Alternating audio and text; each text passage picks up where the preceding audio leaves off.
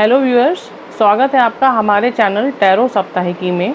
अगर आप हमारे चैनल में नए हैं तो हमारे चैनल को सब्सक्राइब कर लीजिए ताकि नए आने वाले वीडियोस के अपडेट्स आपको टाइम से मिलते रहें। चलिए देखते हैं कि आने वाला हफ्ता वर्गो यानी कन्या राशि के लिए कैसा रहेगा।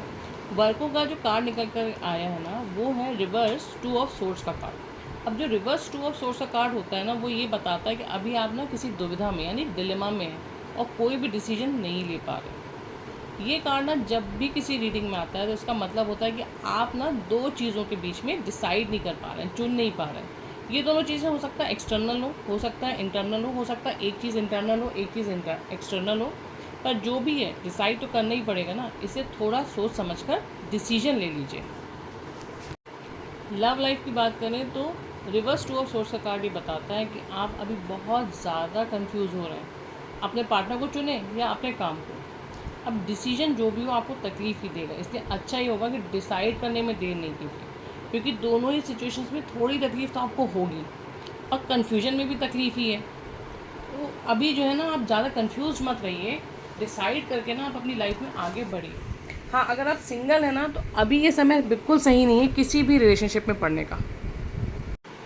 करियर की बात करें तो रिवर्स 2 ऑफ सोर्ड्स का कार्ड ना ये बताता है कि अभी या तो आप किसी बड़े डिसीजन को लेने के पहले बहुत ज़्यादा सोच रहे हैं और ना ज़्यादा रिसर्च करने के चक्कर में ना इन्फॉर्मेशन ओवरलोड हो गया है। अब ये बात जो है ना आपके कन्फ्यूजन को और बढ़ा रही है, यानी कि अब आप और डिसाइड नहीं कर पा रहे हैं कि भाई ये चुनूँ या वो चुनूँ।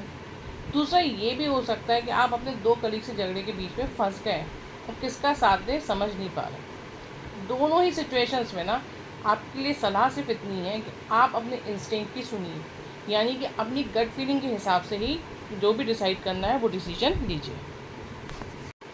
फाइनेंस के मामले में रिवर्स 2 ऑफ सोर्ड्स का कार्ड ये बताता है कि आप अभी बहुत स्ट्रेसफुल फील कर रहे हैं अपने फाइनेंस को लेकर। तो हो सकता है कि काफ़ी सारी चीज़ों को आप एक ही बारे में जान लेने की कोशिश कर रहे हैं। हो सकता है कि आपको लग रहा है कि ये वाला इन्वेस्टमेंट ऑप्शन चुनूँ या यहाँ पे पैसे लगाऊँ। सबके बारे में आप इन्फॉर्मेशन गैदर कर रहे हैं, है ना। और बहुत ज़्यादा इन्फॉर्मेशन होने की वजह से क्या है, डिसीजन लेने में आपको और ज़्यादा मुश्किल हो रही है। तो ऐसे में क्या है, थोड़ा पेशेंस रखिए, एक समय पे ना किसी एक चीज़ पे फोकस कीजिए। समय के साथ आप सब कुछ सीख जाएंगे, लेकिन अभी फ़िलहाल सिर्फ एक चीज़ पे फोकस कीजिए, उसके बारे में समझिए, उसमें इन्वेस्ट करिए। उसके बाद आप नेक्स्ट स्टेप पे जाइए, नेक्स्ट चीज़ को देखिए, उसमें आप इन्वेस्ट करिए, ठीक है।